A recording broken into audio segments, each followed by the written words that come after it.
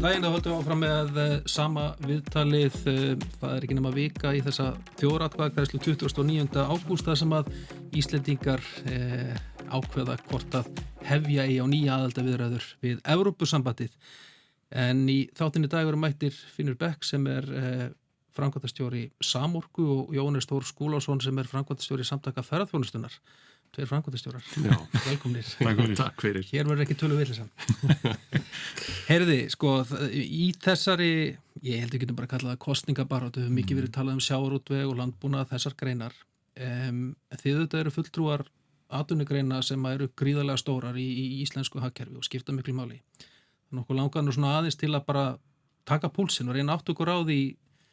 hvaða áhrif ef einhver möguleg innganga í Evrópusambandið myndi hafa á ykkar greinar. Ég kannski finnur að biðja þið fyrst að teiknum okkur mynd, hver staðan þetta núna? Hversu mikil áhrif hefur EES og þessi Evrópulöggjöf á orkumál á Íslandi og hvað ef eitthvað myndi breytast við mögulega ingangu í Evrópusambandið? Já, þetta bara svona ein löglétti byrjun. En það alveg sjálfsagt að gera það og kannski rétt að taka það fram að Samorka, samtök orku og veitufyrirtækja í landinu sem náttúrulega fjölbreyttur hópur fyrirtækja ekki að leggjast á áranda með og móti já eða nei þessari kosningabaráttu. En þetta fylgjast við vel með og þetta skiptir okkur miklu máli og lagaumgjörðin þennan geira skiptir miklu máli og það hefur verið ótrúlega gaman, ég má bara svona segja það í byrjun, gaman að fylgjast með því að það fer frá mikil umræða hvernig okkar erlenda samstarfi háttað. Margt fólk búið að reyna að setja sín í EES-samningin og hvernig þetta spilar allt saman. Það kannski EES-samningurinn og löggjöf sem að leiðir af því samstarfi ekkit spá ný fyrir fólki í orku- og veitugerunum og svona, það ekki alveg samhæft á öllum sviðum en svona sérstaklega orkugerunum og aðeins en í veitugeran bara evrópsku löggjöf, þannig að fólk að vinna með hana eftir að hún hefur verið tekin upp í íslenska rétt en það leiðir að því að orku- og veitugerin þarf að starfa og horfa svo langt fram í tíman með verkefni sem taka langan tíma að við viljum fylgjast vel með því sem að koma og verðum að skilja löggjöfuna og Ísland hefur frá því að raforkulögin voru sett 2003 verið að taka upp sama evrópska löggjöf og hugsunin bara svo sama á sviði orkumála eins og almennt gildir á hinu sameiginlega evrópska markaði að hugmyndi þar að það sé frábært að það að fara á milli ríkja með viðskipti, selja þjónustu, stofna fyrirtæki, stofna útibú en það sem að ríki komið sér þá líka saman var að það ætti þó að gilda sambærilega reglur og að meginstofni eru það reglur sem mitt snerta svo ferðaþjónustuna mikið, frjálsför fólks, þannig að fólk getur farið unni, það fjármagn, það vörur og þjónusta sem fara á milli og þannig eru hliðstæðar reglur með orkugeirana og hún hefur þróast mjög hratt á maður getur sagt síðustu 25 árin hefur hún kannski ekki þróast mjög hratt framan af en svona í seinni tíð eru svona 3 ár megin ástæði fyrir því að hún að þróast mjög hratt. Tæknin hefur náttúrulega breyst mikið, tæknin til þess að framleiða græna orku hefur þróast hratt og þá þarf alltaf að uppfæra löggjöfuna, það bara maður getur nefnt vindorku, birtorku þar sem að það á við af því það ekki öll ríki sem að njóta þess að vera jafn auðug og við af vassafli sem við þekkjum svo vel. Síðan þetta bara áherslan á orku á loftslagi, við tökum það númer 2 að ríki heims á svolítið komið sér saman það að við verðum að vinna saman einhvern veginn að vinna bug á loftslagsvánni, draga úr losun koltvísýrings og græna raforkan þetta bara lausnin við því. Aftur minni að það hvað við erum samt heppin og við og Íslandi að við stöndum öðrum þjóðum miklu framar og langflestu þjóðum og fremst erindar í Evrópu ásamt Norðmönnum í að rafa það. En þriðja atriði sem við kannski breyst á síðustu 4-5 árum getum við sagt að þessi árás Rússana inn í Úkraínu hefur leitt til þess að gas fór að hækka og fór að verða skortum skammti og núna síðast líka ástætti fyrir botni Miðjarðarhafs hefur dregið athyglina því að ríki eiga svo ofboðslega mikið undir því að hafa orku hjá sér og hún hefur náttúrulega hækkað, jarðefnaeldsneyti hefur hækkað mjög mikið og það hefur leitt til þess að ríki Evrópu að vinna hraðar. Þannig að það mikil þróun í þessu og við bara erum að fylgjast vel með því og þá hefur áherslan okkar verið svo að því það búið að endurskoða aðeins hvernig við best halda utanum græna orkuöflun stjórnsýsluna því það þarf að vanda hana vel ákveða hvar á að virkja og hvar ekki, hvar á að línur og hvar ekki en það þurfti aðeins að uppfara lagasafnið og það búið að gera það með þessa sama evrópsku löggjöf og við viljum bara gjarnan standa vörðu það að við íslensk fyrirtæki, íslenskur raforkugeiri standi jafnfættis með hliðstæða löggjöf og og þessi ríki það tryggir líka samkeppnishæfni geirans hérna á Íslandi. Þannig að sko eins og þú nefna EES-löggjöfin hefur töluverð áhrif á íslenska lagaumhverfi þegar kemur að orkumálum. Er einhver viðbót, eitthvað sem myndi breytast, einhver hérna, að því að sko margir hafa vísað í bókun 35, margir hafa vísað í sko möguleg yfirráð Evrópusambandsins yfir bara náttúruauðlindum meðal annars orkunni. Er það eitthvað sem að fólk þarf raunverulega hafa áhyggjur af ef að Ísland myndi ganga í Evrópusambandið? Já, maður sko, það er alveg erfitt fyrir mig að kannski segja hvað fólk getur haft áhyggjur á það, því að fólk er bara nálgast þetta mál út frá svo margvíslegum hætti og hvað ræður atkvæði þess eða sín er bara eitthvað sem maður verður að virða hjá öllum, en það er þannig í Evrópuréttinum að hvert og eitt ríki hefur forræði yfir sínum náttúruauðlindum að því marki sem að þær eru nýttar, ef það verið að hérna, nýta þetta raforkuframleiðslu, þá eru sam evrópskar reglur sem gilda það, þannig að með það sem ég hef lesið þá er ekki augljós breyting sem að verður á því ef að þetta yrði já að þeir eru farið í fulla ald. Það birtist bara í gær álitsgerð á stjórnarráðsvefnum þar sem að var verið að fara yfir sko, náttúruauðlindir og mögulega breytingar varðandi Evrópusambandið og það reyndar tekið fram að því ég veit að sko, umræða hefur verið meðal annars sæstreng, hvort það var bara hægt að leggja sæstreng til Íslands að okkur forspurðum, þar komast lögspekingar að þeirri niðurstöðu að það sé ekki hægt, það sé engar heimildi til þess innan Evrópusambandsins. Er það ekki bara skýrt? Jú, það er þannig niðurstaða þeirra að sko, það er ekkert sem gerist sjálfkrafa í því og þau nefna það að það hafi ekki verið hægt að finna neinn dæmi það að sæstrengir hafi verið settir sko, í óþökk einhverja ríkja, en það er leyfisveitingavaldið og samtali sem kemur á undan slíkri framkvæmd hjá aðildarríkjunum sem að eiga í hlut þó að vissulega sé samstarf á milli ríkja í Evrópu og maður dregur ekkert dul á það að sko á meginlandinu þar sem að ríki eiga landamæri og fólk fer jafnvel bara til vinnu yfir landamæri og það er mikið návígi,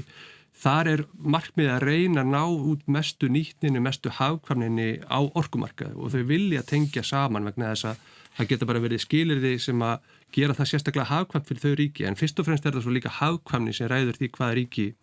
eru tengd og það eru ríki sem að hafa tengst innan Evrópu á meginlandinu eða innan Evrópusambandsins sem að telli sem bara hafa haft hagað í, það getur líka verið bara viðskiptaleg ákvörðun. En maður veit það til að mynda á Norðurlöndunum minna þar hafa neytendur hérna bæði í Noregi og Svíþjóð kvarta stundum yfir sveiflum í raforkuverði meðalans vegna þess að sko þar er flutningur á orku milli landa. En það er kannski svona þetta er allavega fjarlægt hér, þetta er töluvert mikið að gerast áður en við vorum komin inn á eitthvað þannig sameiginlegan raforkumarkað eða eitthvað. Já, og það er, maður getur engin lofa fyrir framtíðina, en það er langt síðan að maður hefur heyrt einhver áform sæstrenga á Íslandi. Það er bara, þannig að fjarlægt held ég að sé kannski svona eitthvað sem er að tala sko. Jóhannes, það er sko áhugavert þegar maður skoðar bara atvinnulífið á Íslandi eiginlega í heild sinni ef maður miðar við þessa könnun sem birtist hjá samtökum atvinnulífsins þá er atvinnulífið virðist almennt vera á móti hérna því að Ísland gangi í Evrópusambandið og þegar það er greint niður á undirflokka þá er allir á móti meðal annars innan ferðaþjónustunnar þessi 70% sem eru andvíg því að Ísland gangi í Evrópusambandið. Það er ekki verið að taka afstöðu til þessar spurningar eftir viku. Ertu með eitthvað skýring á því að sko ef við horfum á atvinnulíf víða annars staðar, þá var það oft mjög jákvætt gagnvart þessu Evrópusamstarfi. Hvað er það sem að gera það verkum að hér á Íslandi er svona almennt í atvinnulífinu önnur skoðun ríkjandi?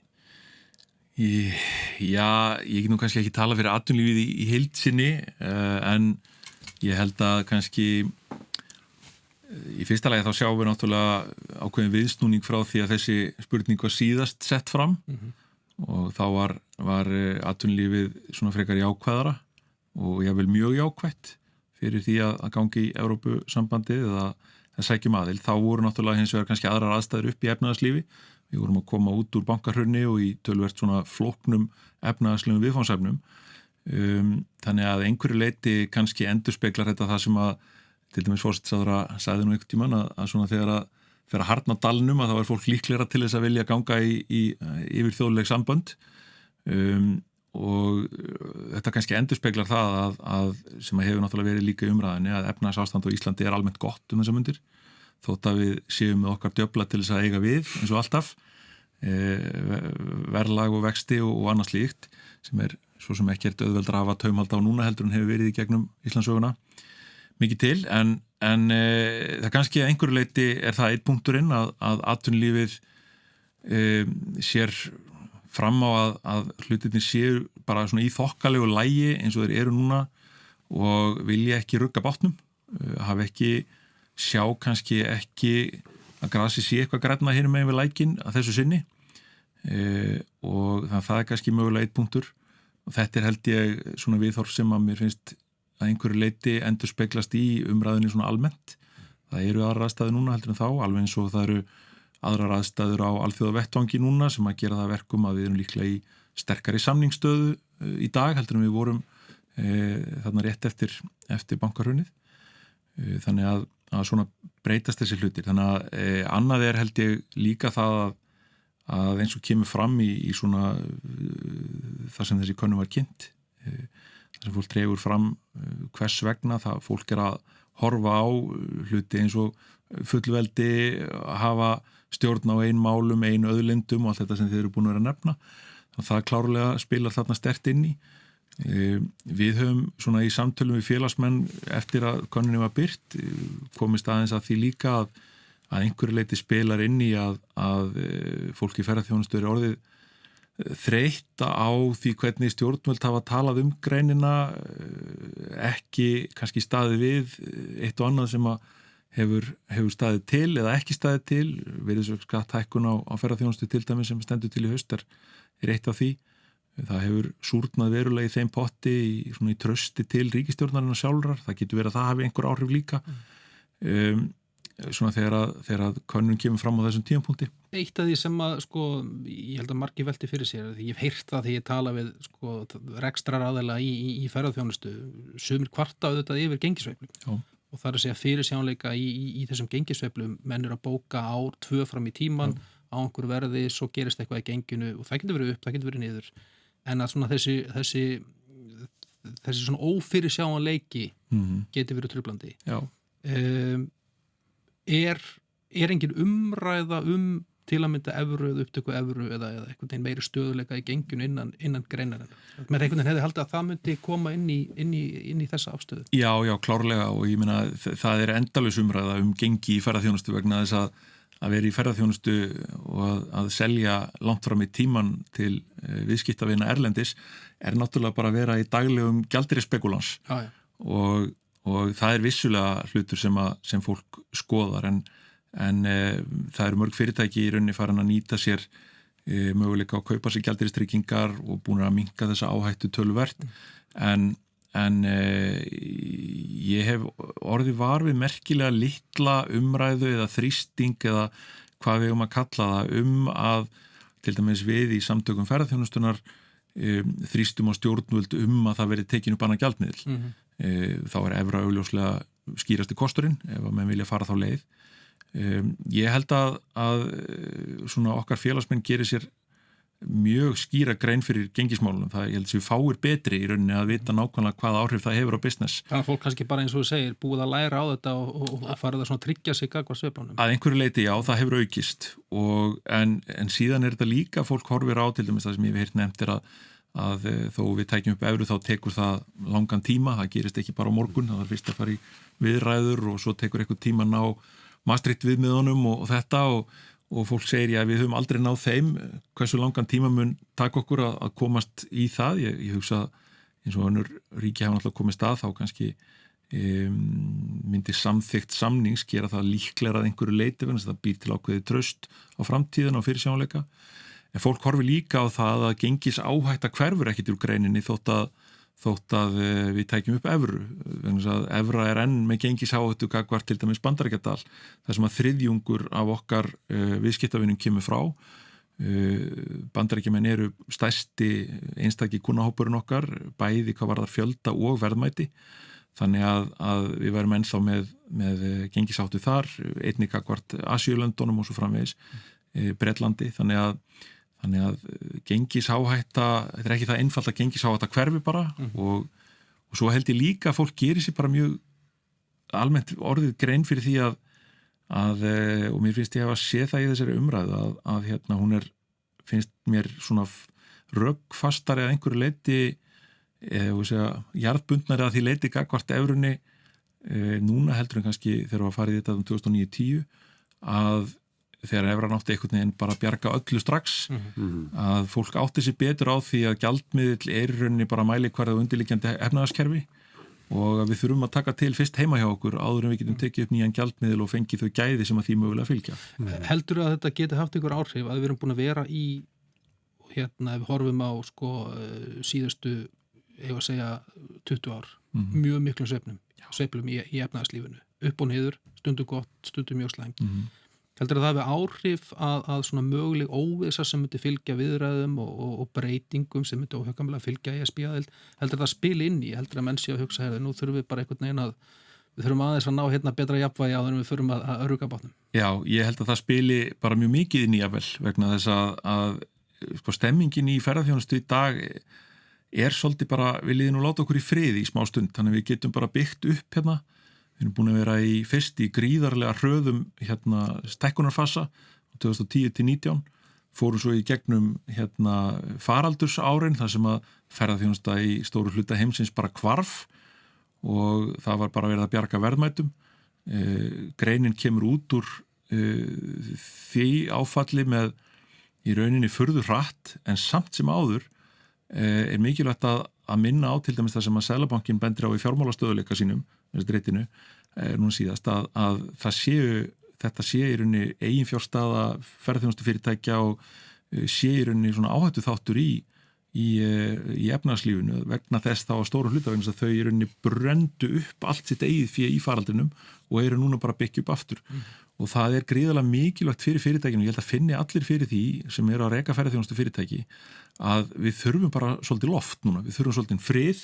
ekki meiri skattlagningu, ekki meiri óvissu, bara svolítið framtíðarsýn núna 2-3 ár þar sem við getum bara vita hvað að fara að gerast og byggt upp í rólegheitunum og ég held að fólk, það svona, ég segja kannski fólk óttist meiri óvissu en það þarf ekki meiri óvissu og ég held að sé allir sammála það ferðarþjónustu, við erum bara búin að fá nóg af því að lifa á áhugaverðum tímum í bili og viljum fá bara óáhugaverða tíma þar sem við getum byggt upp í róliheitunum. Já, talandu það að því að báðir þessi geirar EES-samningun hefur mikil áhrif. Hluta af umræðinni núna auðvitað snýstum EES-samningin. Það að segja hvort að möguleg ef að aðildarviðræðan verður og mögulegri inngöngu og eitthvað svona að það geti haft áhrif á EES-samningin menn eru meira segja farnir að svona ræða það núna hvort að framtíð EES sé bara í hættu vegna einhverjar mögulegra breytinga ef að normenn fara inn og svo framvegis. Hversu þetta umræða sem að þetta raunverulegar áhyggjur að ykkar mati, raunverulega ástæðlega sem verður að hafa áhyggjur af því að EES-samstarfið sé einhverja hættu og hversu mikils virði það fyrir ykkur? Maður alltaf heyrt bæði sjónamiðin og ég veit ekki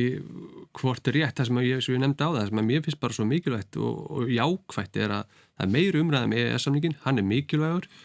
við höfum kannski ekki talað stundum nóg hann hefur reynst vel en við höfum líka hlaupið á okkur og sett fram gagnrýni á það þegar að íslensk stjórnvöld hafa tekið evrópskar tilskipanir eða reglugerðir og blýhúða, það gengi lengra heldur en tilskipanir að gera áskilnað sem leiði þá til þess að þú setur meiri hömlur eða meiri bremsur á íslenskt atvinnulíf heldur en þau fyrirtæki sem við erum að keppa við annar staðar frá. Annað sem ég held að líka kannski verði svona fái auki vægi til dæmis ef verður nei kemur út úr þessu að þá samt hagsmunagæslan gagnvart Evrópureglunum og því sem kemur á grundvelli EES-samningsins gríðarlega mikilvægt. Og við höfum hjá Samorku verið að standa svona ákveðinni tilraun með það að við reyna að gera okkur meira gildandi í Brussel á grundvelli EES-samningsins í samstarfi við þjóðir sem að við þekkjum vel til með erum á norrænu orkuskrifstofunni með starfsmann sem þar til þess að eigi samtölum til að koma á framfæri upplýsingum sem alveg hægt það úti í lagasetningarferlinu og þú stendur það alltaf hægt að senda inn rök hvort sem að þau eru lögfræðileg, hagfræðileg, eðlisfræðileg. Það skiptir líka mjög miklu máli að við skilum reynslunni að þessari Evrópulöggjöf orkumálin inn til framkvæmdastjórnarinnar og þingsins þannig að þau geti tekið þá reynslu sem að atvinnulífið hefur af reglunum þegar verið að endurskoða þær. og þannig að og við líka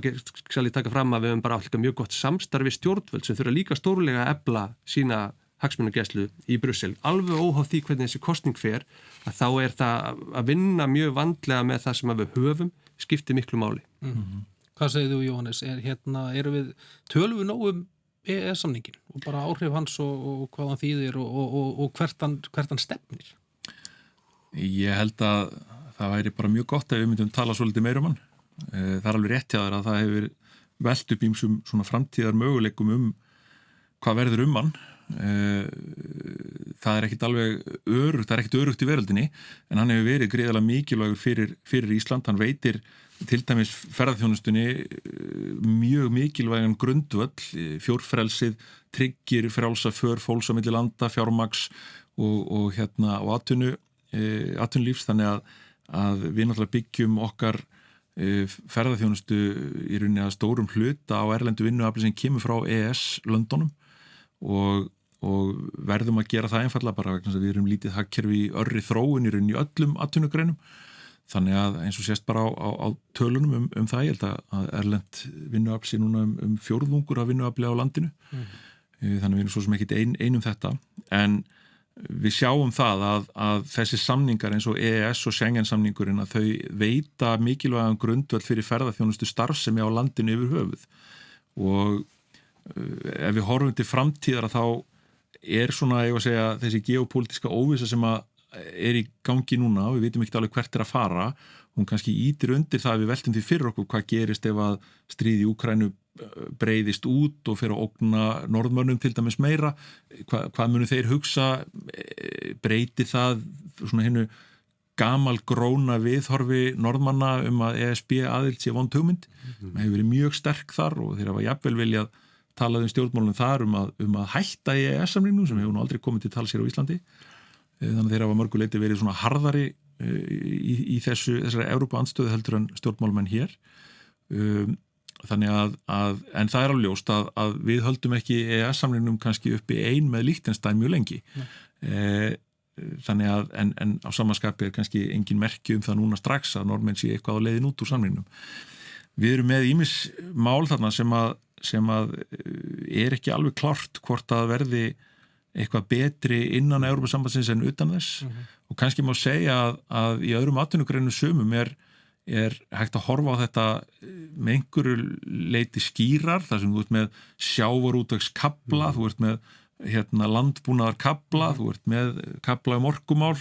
auðlindir. Það er engin ferðaþjónustukafli en samt hefur ferðaþjónusta bæði gríðarlega áhrif á samfélagið á gríðarlega mörgum sviðum og alls konar mismunandi lagabálkar sem að hafa áhrif. Við getum nefnt til dæmis bara að tollabandalagi myndi þýða að kínverskir rafbílar myndi hækka verulega í verði sem myndi þá strax hafa áhrif á íslensk bílaumboð og þá kannski möguleika á bestu möguleikarinn í framtíðina á íslenska bílalegur að kaupa rafmagnsbíla af þeirri þjóð þar sem að þróunin hvað hröðust. Ef að til kæmi þá held ég að sé alveg rétt sem að Finnur segir hvort sem en ekki síst ef að til kæmi þá þyrfti að auka verulega við náttúrulega okkar hagsmunagæslu í Brussel sem að auðvitað myndi einhverju leyti gera sjálfkrafa en það þarf að gerast hvort þið í rauninni. Við þurfum að horfa til þess að sama hvað kemur út úr þessari atkvæðagreiðslu þá þurfum við að horfa meira til þess að komast inn með sjónarmið með lengri fyrirvara inn í laga umgjörðina þegar verið að þróa hana og setja hana upp til þess að halda okkar sjónarmiðum á lofti vegna þess að við erum að mörgu leiti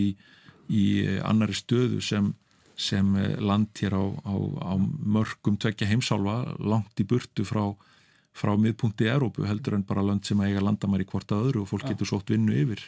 Sko, rétt að lokum að þeir eru nú báðir menn sem að fylgjast vel með og hafi gert lengi og það vika í þessa atkvæðagreiðslu ef hendi spá rauðspottur ef þið stíð út hluturkum sem framkvæmdastjórar og gerist bara álitsgjafur þjóðmál hvernig líst ykkur á stöðuna núna viku fyrir atkvæðagreiðslu? Þetta er náttúrulega bara veisla fyrir fólk sem hefur áhuga á samfélagsmálum, stjórnmálum og kosningum og kosningabaráttu bara gaman að fylgjast með þessu. Mér þetta fundist sko, að ég ætla að vera lengi fréttamaður og búin að fylgjast með kosningum lengi. Mér fundist gaman að sjá ungt fólk láta sig þessi mál varða. Þau eru að koma og eru bara